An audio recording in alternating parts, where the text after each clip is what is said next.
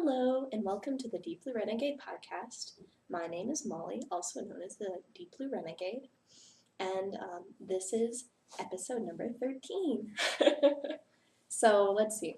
Today is Sunday, October 6th, and it is definitely fall now.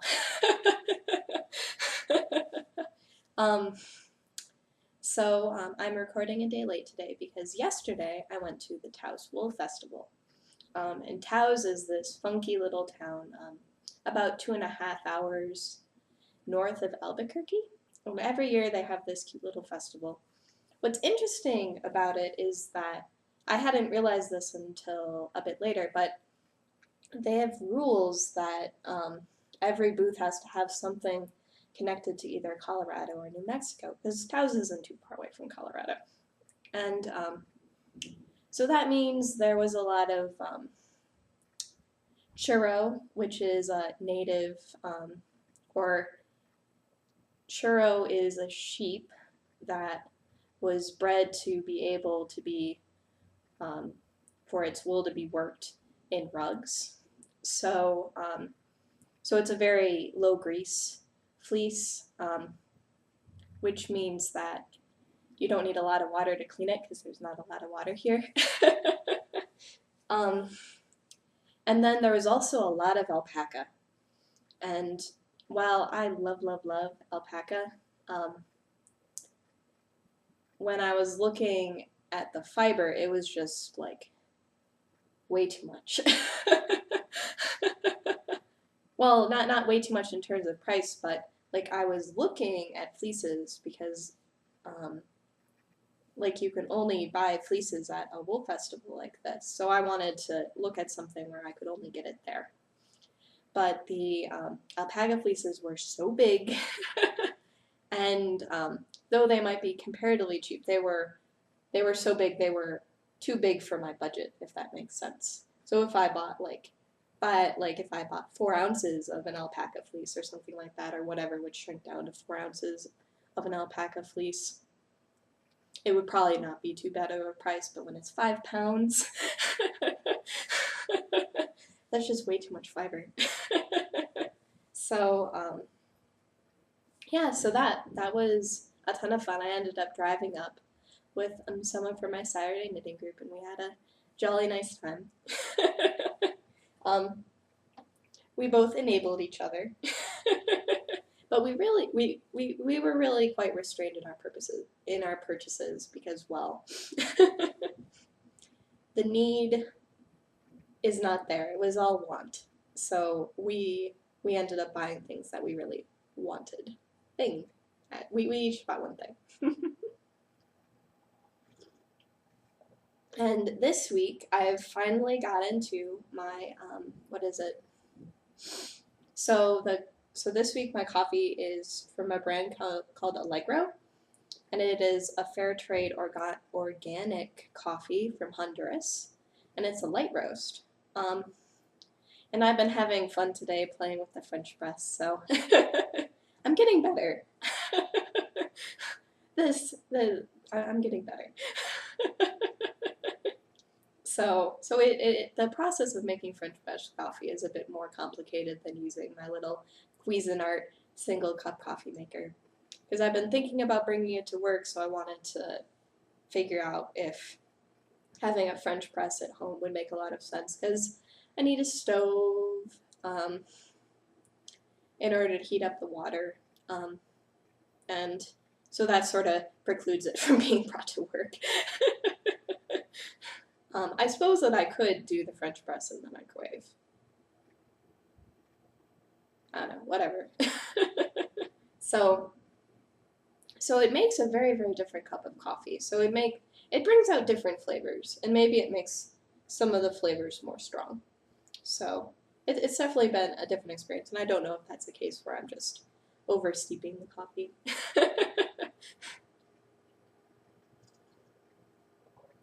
But it is very tasty, so I'm improving. So it has been a long time since I've recorded last. I suppose that you guys Ooh, I haven't checked that. So last weekend I was in Indiana. My husband appreciates it when I visit. And I got a chance to record with Jody for the Joy and Smiles podcast. And I know that the episode isn't up yet. That could be for two reasons. Jody maybe isn't done editing, or B, or like A, Jody isn't done editing, or B, or I haven't noticed that she put it up yet and then put it on my own blog. So, whoops. So, so that was good fun. We also worked on creating a projector stand for our whatever. So my husband and I worked on creating a projector stand for our house and cleaning stuff up because it's turning into a bachelor pad. And I made dinner for him so he wouldn't have to cook this. Or I made him a couple of dinners with lots of leftovers so he wouldn't have to cook this week. What was the other thing that we did? We ended up, before my flight out, we ended up having dinner with some friends in Indianapolis. Well, or rather near Indianapolis. So that was a lot of fun. I think that's the best way to fly, is like you set up a time, hour and a half before you're supposed to be at the airport. You sit down at the restaurant, you eat this wonderful meal, have conversation, everyone's really relaxed, and then you drive to the airport, and you don't have to buy airport food. and you've had like some lovely quality time with people, and it breaks up the hour 15 drive to the airport, so it was like 40 minutes there and 40 minutes to the next. Yeah. So that was definitely very, very good. So while it counted as eating like at like eating dinner at 3 in the afternoon, being on mountain time, it was a good time. Let's see, any other things on that? No, that's all my random stuff. So let's see, I have 3 works in progress right now, which is a lot for me. I'm just full of shenanigans. I think that's the only thing to say, is it's fall, you want to do all of the things. So hopefully I'll get it back down to 2 soon, but until then, it doesn't even seem like I'm close to being done with 2 soon, but whatever. I think I had 3 last time too. So what I have here is the Simplicity Cardigan. And I don't remember if last week if I had started a sleeve or not. Or 2 weeks ago. Whoops.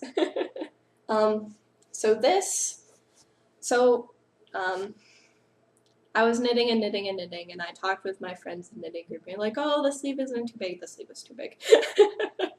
So I knit a decent amount onto this, I knit a decent distance onto the sleeve, and it was obviously just huge on me. So like I sat down, I measured gauge.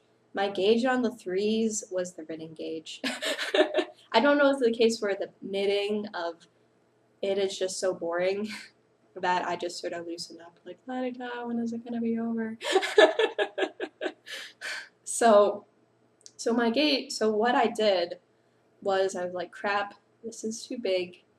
I looked at the sizes and I picked the size 38 and I ripped back so that the sleeves were to the raglan number to divide for the size 38 size. And then what I did was I cast on the large size for the number of stitches additional, just because I didn't want it to be too small, but I didn't want it to be too big. So this added basically an inch into into this area, so that it would still fit nicely there, but then the sleeves weren't massive. And then, so as you can tell right now, I have these on my cable stops.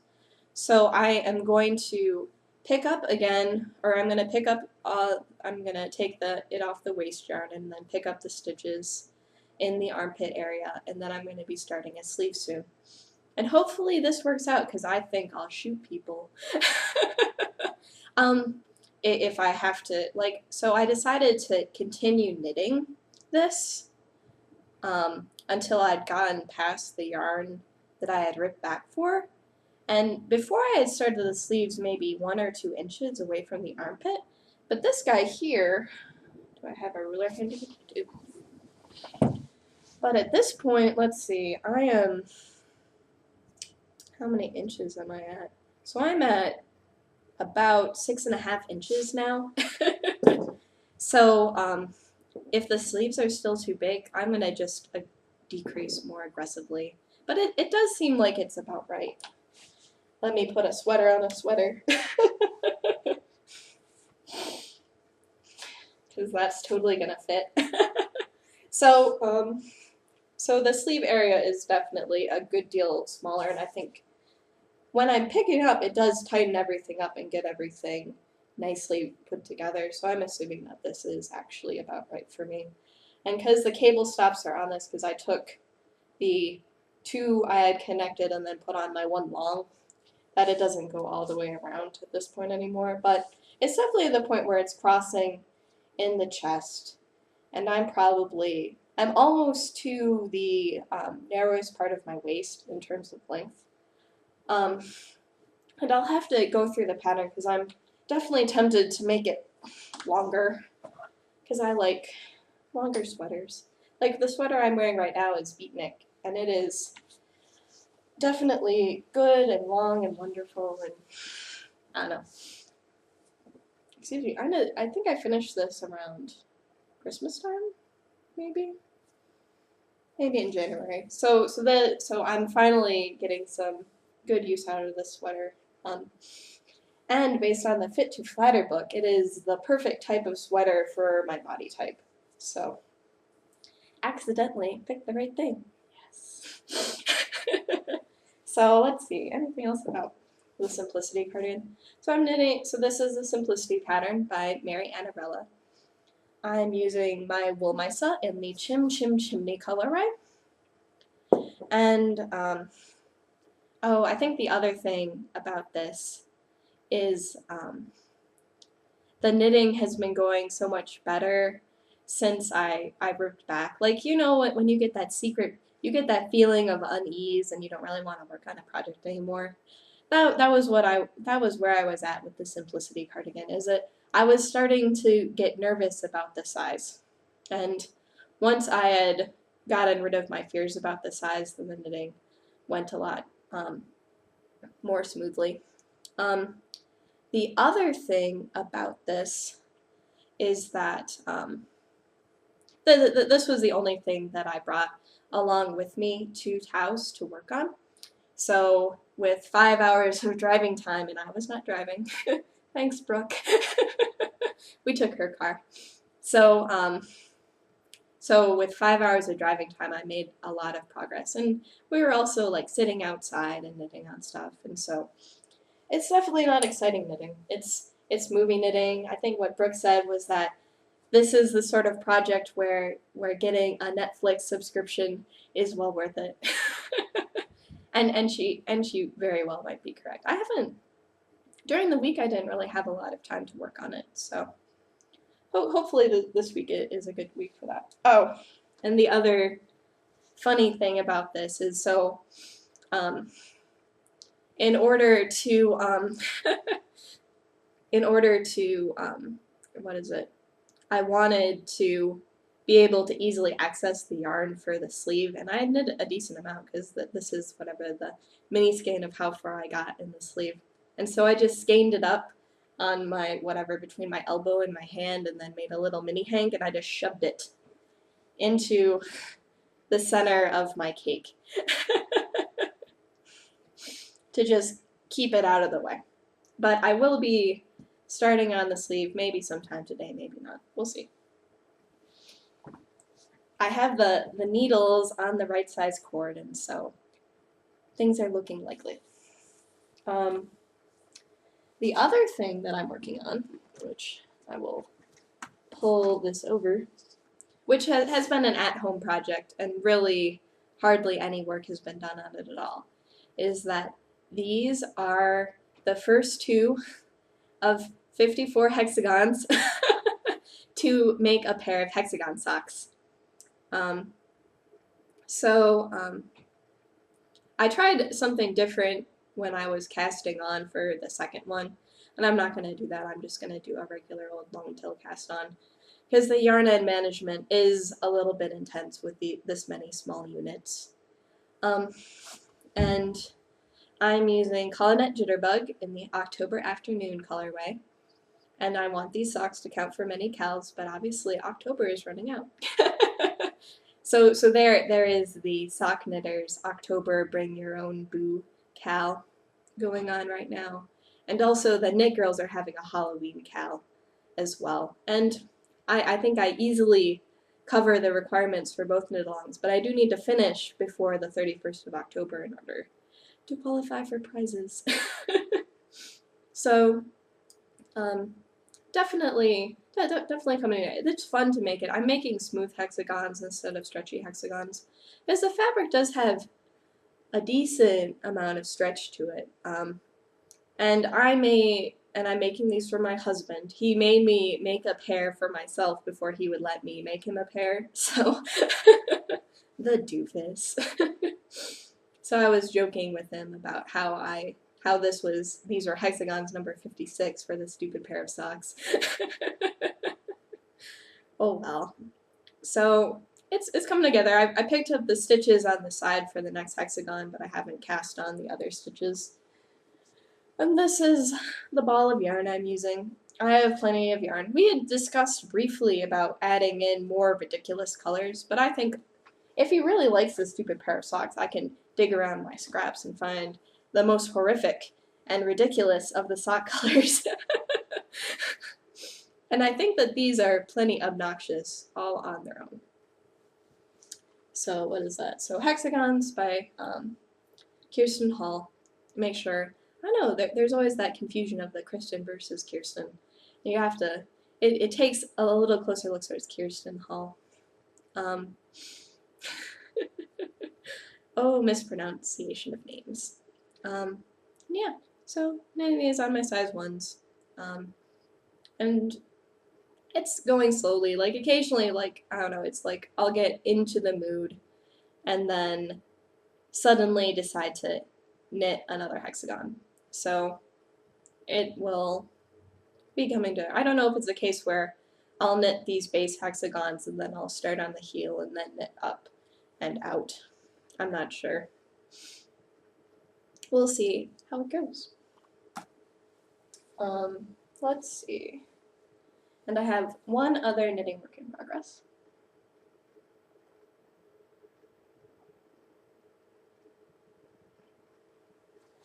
Which,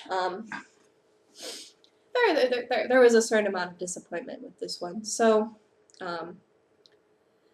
last weekend I finished making 28's Big Sister 77, and as I was knitting it, I came across a part of the yarn where it was very underplied, and I felt it, and I'm like, crap. I seriously overplied my Gnomespun, so the 3-ply blue and white yarn. So I finished the shawl. I took a picture for you guys. I even blocked it, but putting it around my neck, it was just way too scratchy. And I got, like, so I realized that, like, this Shetland yarn did not want to be a shawl. It made a very beautiful looking shawl, but the feeling was quite awful. So rather than have a beautiful thing I never wear, as I was finishing knitting the shawl, I was browsing through I was browsing through vest patterns. So I decided that instead, so what I did, so a lot of my time this week was actually spent, or a lot of my free crafting time this week was spent taking the Gnomespun, taking out the twist in the yarn, and then taking out the twist in the yarn. And I've this afternoon just started to cast on for a vest. So the pattern I am using is called the Hilja Vest, which is I guess the name of a Finnish milkmaid. Oops. So it is a free pattern on Ravelry. But it is one of the free patterns, so this is what it looks like. It's one of the free patterns on Ravelry where what is it? So it's one of those free patterns on Ravelry where it was the designer put up their exact size, and good luck figuring out how to make it work for you. But her size is the same as my size, so I'm just going to roll with it. And what I was looking for was a pullover type vest with a v-neck that I can wear at work with my various blouses and button-up shirts. And I feel that it's really going to show off the handspun very well. Let's see, I guess I can figure out what the design. So the designer is Nina Hekarianen? Hekarianen? She's from Finland. There are two I's in Nina. Or Naenia? I don't know. I can do many things, but maybe pronouncing names in Finnish isn't one of them. So I just started casting on today. So this is my respun first skein, which maybe not respun so much as re-lespun. The yarn is softer, but even after taking out the twist on it, it is still pretty coarse. So I'm glad that I'm going ahead and making a garment that never touches my skin. Maybe as I improve in skill with spinning, I can spin yarns that aren't so horrifically over twisted. I think this might be some sort of artifact from taking the spinning class, because when I was wheel spinning, I twisted things really, really hard. So what I have so far is I'm doing a provisional cast on, because I do have a limited amount of yarn, and there is not,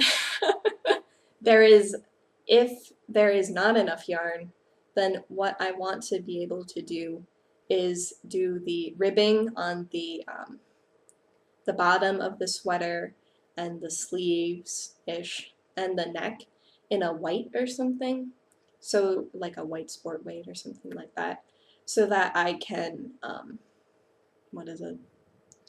so that if I run out of yarn, I have a backup plan, because this is knit from the bottom up. And so I have 100 stitches, or 101 stitches cast on at the moment, and I'm doing a crochet chain provisional cast on.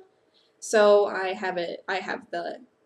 I'm using some leftover yarn in order to do that, and then hopefully I'll just be able to easily rip it out, because I've had problems where I've done the crochet chain cast on and then I basically have to unpick all of the yarn out, and that's awful. I think this just continues to validate my theory that I am dreadful at crocheting. But making the chain hasn't been too bad. I think this is the most that I've crocheted. I have increased my crocheting experience greatly by doing this particular cast on. So it's worked in the round until either the sleeves or the neckband. I don't remember which one comes first. I'll cross that bridge when I come to it. So I'll knit maybe like 1/2 inch, and then I'll start doing the waist decreases, and then probably make sure that they're falling in the right spot for my waist, because I would like a vest that's probably of similar length to what the sweater that I'm wearing now. Let's see. So that's where I am so far. I really, really, really want to knit with this yarn, and I really, really, really want to have a finished object with this yarn, because I really love the colors. So this has been my main, getting this yarn ready to knit as a garment has been my focus, just because I want something out of it. And the other cool thing about me going through and respinning the yarn was I was able, as I was plying it, to decide, like in the places that were underspun or really unspun, I would do the twist in the plying direction, but for the most part, all I did was do it in the unplying direction. So this is the second skein of yarn. And I don't know if you guys can tell a difference or not. I have some photos that I guess I'll put up on the blog, which will show the difference between when I was taking the twist, the difference between the yarn as it was and what it looked like as I was taking the twist out. It's definitely way softer. It's definitely not neck soft. But I'm really glad that I took the time to make it better. And it just seems like it has a lot more bounce and life in it now that I've taken out the twist. What it really boils down to is, what you're supposed to be doing when plying is ply, ply, ply, stop for a second, and figure out if it wants to twist on itself. So I guess the short answer is that my yarn wasn't very balanced. And you can take an unbalanced yarn and you can soak it and you can thwack it, and it can seem like it's balanced, but I'm getting the impression that it should be balanced when you take it off the nitty naughty, not not when you take it after it's dried, after it's had the twist set on it. But I don't know whether or not you can reset the twist on a yarn, but it's definitely different now, so I think I was successful in that regard. Yeah, that smells fresh. I wanted to wind it Friday, but it was still a little bit damp because the yarn store has ball winders that are free for, or swifts and ball winders that are free for anyone to use. It isn't the case where some local yarn shops, they don't want you using their swift and ball winder unless you bought the yarn there. But obviously, I bought this on the internet and spun it. So it's coming together one day. Let's see. So the Hilja Vest, I'm excited. I got the pattern writer's gauge, so if I got the gauge and the yarn weight's about the same, I'm hoping that I can have a sweater, because it was about exactly the number of yards. How much it took for her vest was how much I had in yarn. So whereas she probably didn't have like 8 ounces of sport-ish. I don't know, now it might be a thicker weight now that I've unspun it, because it just has it has way more bounce. So it's a thicker yarn now. Thicker and fluffier. Okay, so those are all of my knitting works in progress. And a little bit into spinning. That was most of the spinning I did this week. I am still working on the Cat Knits BFL. So in my knotted bag spinning bag, and let's just say that my poor little spindle kept on making a run for it. So I brought my spindle with me to the Taos Wool Festival, and that was, I wanted to have the option, if I wanted to test out some fiber, to have a spindle ready to try it out. I didn't end up needing to do that, which is fine. And then this is what I have so far. So I'm almost done. So the last time I talked to you guys, so I was in the orange section, which you can see peeking underneath that, and I'm almost done with another teal section. And it looks like I have a long purple section coming up. I'm not gonna lie, the colors are what keeps me interested, and I try to sit down and get through a color every time I'm spinning, which might mean that there are still a lot of sections left in the spinning of this, but whatever. I don't care too much. So I'm just slowly but surely working on it. It's coming out nice and fine. And I haven't done a test ply yet, but I'm assuming it's going to be coming out as a true sock weight. And I'm really excited because someone did the same thing with the same fiber for the completely twisted and arbitrary spindle wool. Excuse me. So I want it. Because so this is the first time I'm spinning for socks, and it is exciting. So the size of the ball is still pretty big. But hopefully now that I'm done for real with the Shetland, it should be coming together and whatnot. I don't know. Such is life. So, and I try to spin while I'm watching podcasts. So I like to have something going on where I can listen and look and stuff like that. So podcasts seem to be a really good time for me to do that.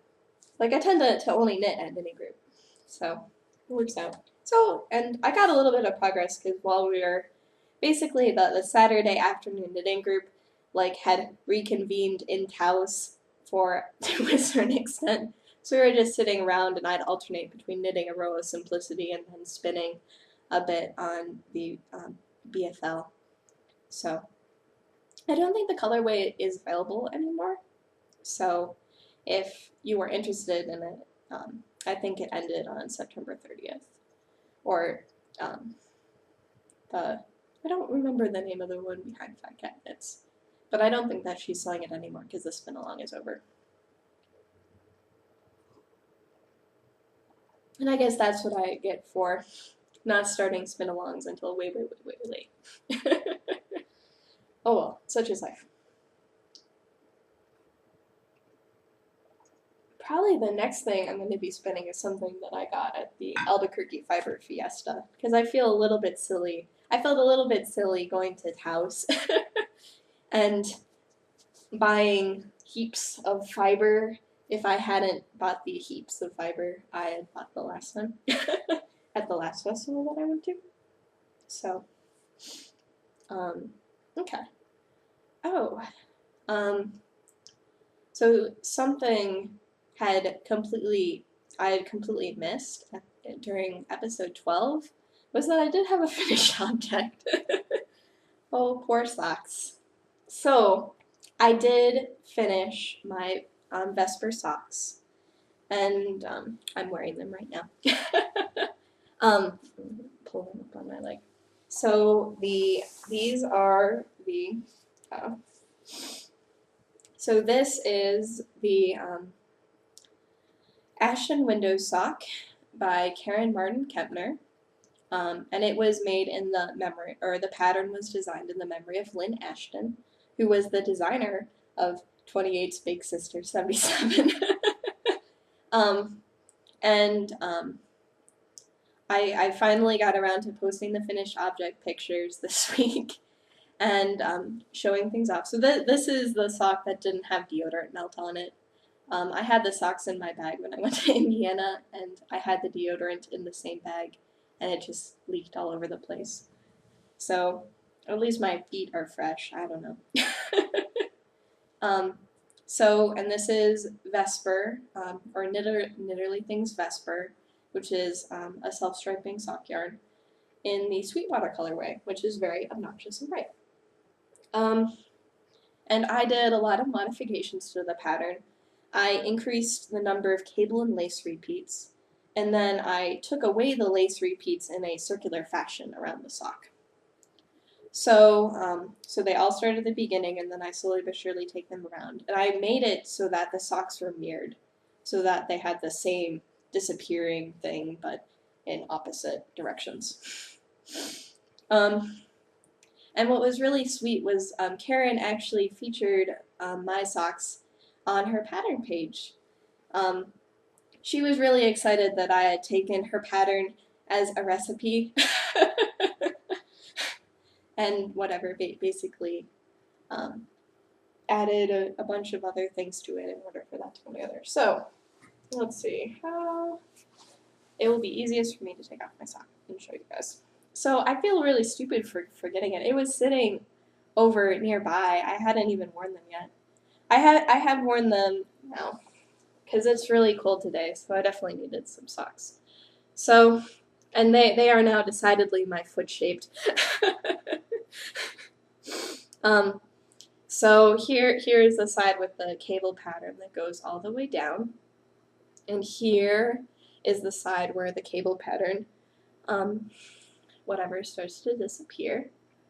I don't know, it's really hard to show in photos what I did, so maybe this was a lot of work for no reward. But let's see. So the pattern is written for toe up. I did top down.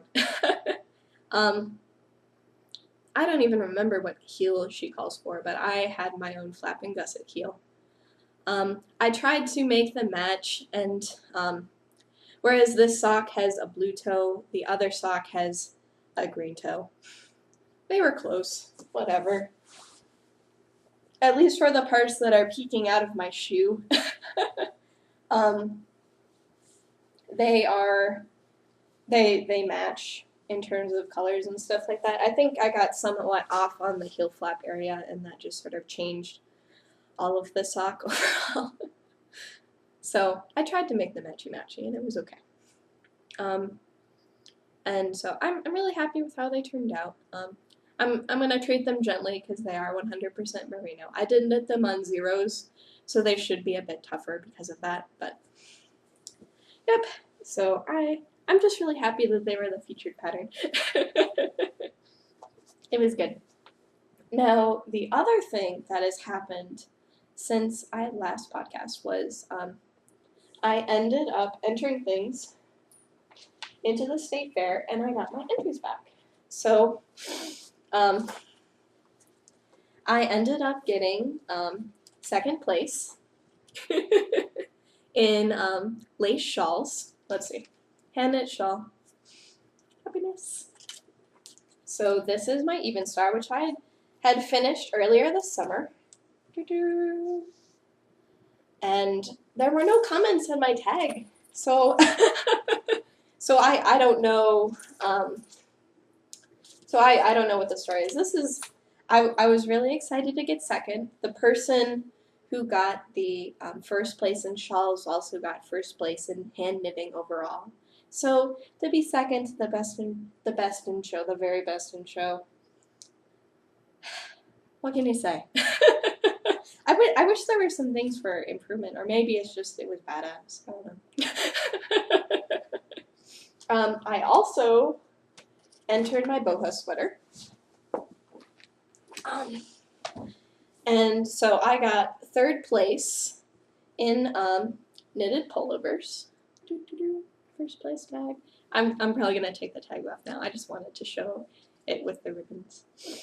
Now, what's interesting about the comment I got on this was beautiful bohos work, bottom machine knit, question mark, question mark. So I'm really hoping I didn't get third place because she thought I had machine knit the sweater. I assure you that I knit the sweater entirely by hand, and maybe she wasn't used to seeing, like, I guess it's a compliment on the evenness of my stitches, but I hope I didn't get third place because of that. I don't know. So, because I knit the entire thing, or I knit this collar and probably the ribbing in size 1s, and I knit the rest of it in size 1.5 needles. Oh. So, I don't know. So, I don't think very many people knit sweaters in such fine yarn using such a fine gauge. So, I don't know if that was what was full of shenanigans, but oh well. I was happy that both of the things I entered were ribbon winners. And I didn't enter into categories that were easy to win, so such is life. But that was really exciting because that's the first time I've entered anything into the fair. And those are definitely the things I've made this year that I'm the most proud of. Okay. So, this is actually going to be a pretty long episode this week. We're already at about 40 minutes now. But no big deal. Such is life. So now on to the Department of Stashquisitions. Oh my gosh. So, I don't know if you guys can see that, but this is what I bought at the Taos Wool Festival. So this is from Your Daily Fiber, which is one of the vendors there. And it is a 50% silk, 50% camel. And I want to spin this when I have a wheel. But it is ridiculously, ridiculously soft. And after going around the festival twice, this was the winner. This was the thing that stuck out in my mind and was just, whatever, to me, absolutely amazing. But obviously it's very sheddy, and it's going to want to spin very, very fine. So, I don't know, like, I'm looking at this, and you can just see, like, all the fibers waving around. I do not want to keep it in this natural color. I do want to dye this myself. So I'm wondering, based upon the luster, if what I want to do is dye this like a pale yellow or something like that. I sort of want to pale yellow with maybe a little bit of red so it has that golden color, but I really think that this could be a very, very beautiful shawl.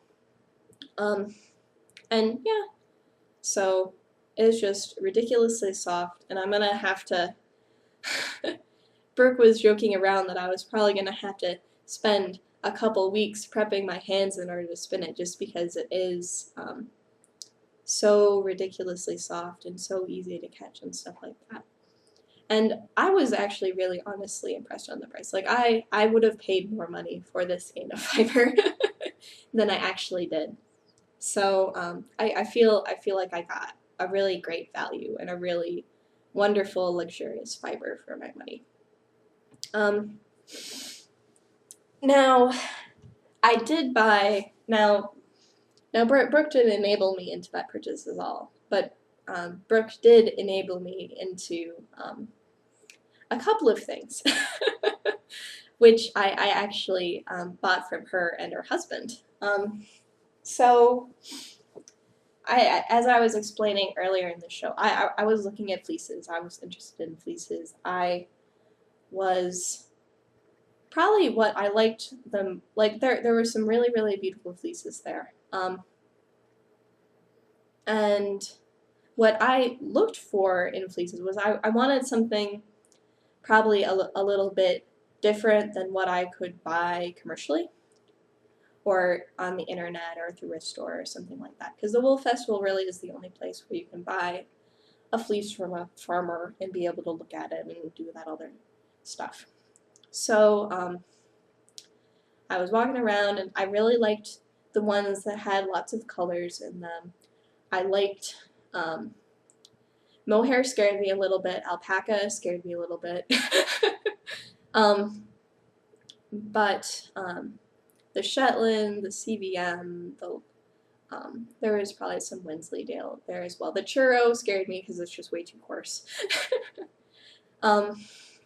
So I was really interested in this one Shetland fleece, and then I jokingly said to Brooke, like, hey, do you want to split a fleece with me? And she was like, I do have some fleeces at home. And then it was like, well then. And so then we walked over to the place that had a set of combs on sale, but they were a bit too expensive for me to buy without permission. And I asked for permission and didn't get it.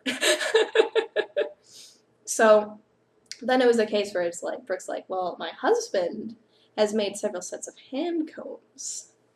So after we got back from the Wool Festival, we actually had left from Brooke's place, I got a set of hand cutters from her husband. So her husband was really into woodworking for a time, but then when he ended up getting a new job, he didn't have time to do it anymore. So these are really beautiful. So most of the and the other thing was that it was a really great deal. So he has, all of the wood is oak. It's varnished, sanded, all pretty, all that other fun stuff. And then he wanted to recover the cost of basically the comb fabric itself. They're the only people who manufacture the comb fabric. is Shocked in Colorado. So that's why most of the hand carters are from Shocked, because they sort of have the market on that one. And so they don't have as much geometry as a Shocked one, but for the price, it was probably 2/3 the price of a Shocked set. So then what you do is you set one comb on your leg, and then you go through and la-di-da. Because what I also came back from Brooke's house was part of a fleece. So that was the other thing that I bought from her. So what she had was there were several bags of mohair, and there was a bag of seconds, which looked really appealing until you realized that it was in fact all, like the staple length wasn't there and it was sort of random. So what I ended up buying was a chocolatey black fleece. And here's stuff that's actually already been picked through. So it's very dark, but I wanted to try it out and figure out if I did actually want to buy a whole fleece for myself. So in that little garbage bag is approximately 10 ounces of fleece, and I am going to go through the process of cleaning it and then going, so chocolate Shetland fleece. I have approximately 10 ounces. It'll probably be less after I finish cleaning it. It still has its lock structure to a certain extent, but I'm probably going to end up breaking that up, because what I'm going to, since I don't have a set of combs, I'm going to have to be able to get the vegetable matter out of it, and you could see based on the chunk that I was holding up that there was some. So I am borrowing from Brooke's husband, oh my gosh, a tool called a picker. Now, what a picker does is, what it has is on the top piece is this wooden thing with a bunch of nails sticking out of it. And then on the inside are a series of nails sticking out of this. And so then what you do is you plop like a orange sized chunk of fiber down into here. And then you just run back and forth several times. And what ends up happening is that the vegetable matter falls out. And you get, the vegetable matter falls out. It opens up the locks so that you can card the locks. And it makes it much, much easier to process your fiber. So it has, to a certain extent, some of the features of a set of combs. But it isn't, so when you're using combs, you are basically separating out and clumping together all of the fibers that are of the same staple length. And this isn't necessarily going to remove the seconds, the shorter fibers and stuff like that from my mini fleece. But it should help enormously in the processing this. So this is going to be a project I'm going to start after I finish recording with the washing of the fleece. So I'm going to need 2 pots of water, one of them with soapy water, one of them with not so soapy water. And you need to get it hot enough. You need to get the water hot enough that it melts the lanolin, but not so hot that it gets boiled. So, and basically what I'm going to do is plop it in the soapy water, get all the crap out, then put it in the not so soapy water and clean it off. And then I might need to repeat this a couple of times. But I wanted to try it out. And in this case, I only have 10 ounces of fiber, so the extent of it is going to be limited. And I don't know how clean this fiber is at this point. It's not totally clean yet by any means, and there's definitely crud in the fiber. But the good news is it has been skirted. I don't need to take out the poopy bits and and I'll figure out whether or not all of this work is worth it. And I'm only borrowing the picker, so Brooke and her husband have a very similar sort of relationship between me and my husband. We all graduated from the same undergraduate institution, so it was very heartening to see that they have the same relationship where it's like, oh, there's this cool tool, but I don't want to spend that much money. Let's try building it ourselves. So once I'm done processing my 10 ounces of raw fleece, then I'll return it. I'll return the picker to them, but I'm keeping the cards. Unfortunately, her husband has been having a hard time selling them. So if any of you guys are interested in a set of cards for a really great price, I'd love to hook you guys up. And perhaps I can give a better recommendation after I go through and start carding, or before I start through and actually start carding. So yeah, so that's going to be an exciting project. I should also do laundry too. I'm definitely using today as a catch-up day, since next weekend my husband's going to be coming to town. So I guess I'm segueing out of Stashquisitions and into announcements. So I won't be recording next week. I will be recording the week after, and that means the next time I'm going to record is November. Oh wait, I'm not done with Stashquisitions. I have a few more things to show. I'm sorry guys, I forgot to tell you. Renee Levington was having a flash sale, which ended on September 30th. So, she was offering her patterns, which generally run for about $8, for 80% off. So I decided, so I decided to pick up 4 of them for whatever this ridiculous price. So, and I am showing pictures from project pages and stuff like that of the patterns. So this one here is, this one here is Moonstone, and it has this really interesting geometrical sort of construction with little beads and stuff like that. And this might be a good candidate for my my cobweb weight, because it's been a never-ending thing as to what I should use my cobweb weight for. The other one that I got was Summer into Fall, which also is of a similar sort of thing. So it's massive. Like this is a skein of wool, my stuff. Sort of size. Excuse me. And I just thought it was really stunning. And for whenever I recover from knitting the Even Star, then this will probably be an appropriately epic project. The third one that I bought was, what is it?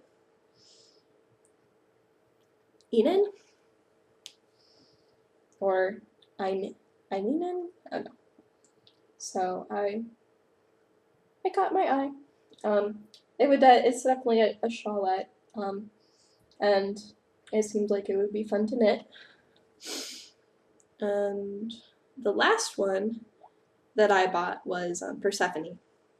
And what struck me about this pattern was that it had a very different sort of center panel, so it wasn't constructed, or the lace pattern wasn't the same as what I see in most lace shawls. So it has this strong T shape to it, and then it has lacy motifs coming off of it.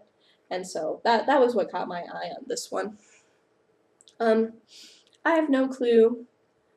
I have no clue which one I'm going to knit first and when I'm going to knit it, but I'm really excited about getting all 4 patterns for $6.40 instead of $32. So yeah, that would be $32. so that was so I'm interested in the patterns. I really haven't had much in the way of like lace patterns sort of queued up in my mind, so I have them. It sounds like she's never gonna offer that sale again, so I'm sorry. I did let some people know about it, so as well, it's sort of hard to beat 80% off. Yeah, okay, so segue back into announcements. Stashquisitions is now done for real. So I needed to look up and see when the next time I'm going to record is. So my husband and I haven't negotiated yet about whether or not he is coming out at the end of October or I am coming to him at the end of October. Come on, calendar. So let's see.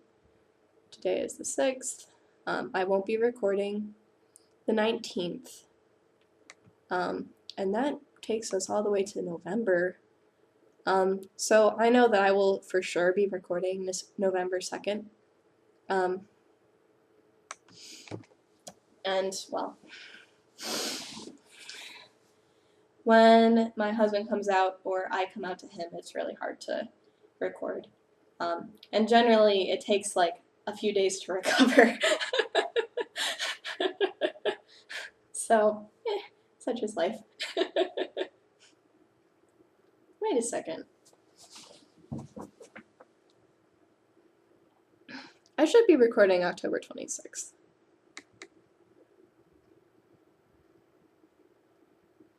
Yeah. Whoops.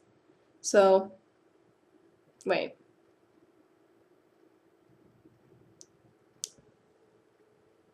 Yeah, no, sorry about that, guys. So I don't know whether or not I'm going to be around October 26th, but I definitely should be able to record on the 19th. It was like, this is the first episode in October, of course.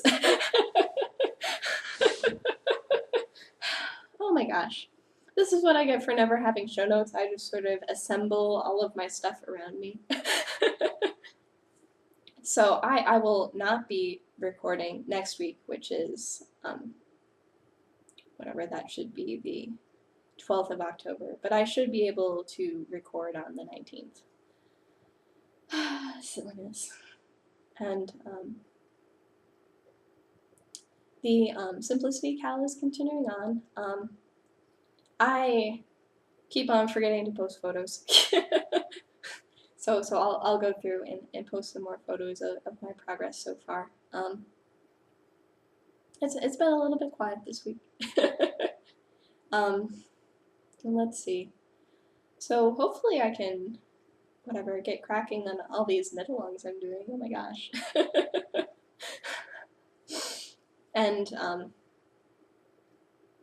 I'm definitely, right now, still excited about getting a fleece. So we'll see in 2 weeks from now if I'm still excited about getting a fleece or if it'll be something like Karen of Round the Twist, where her fleece saga never seems to end. I hope not. That's why I've started small. And yeah, no. So it's been a pleasure talking with you guys, and I look forward to talking to you guys in 2 weeks. So take care, guys. Happy knitting.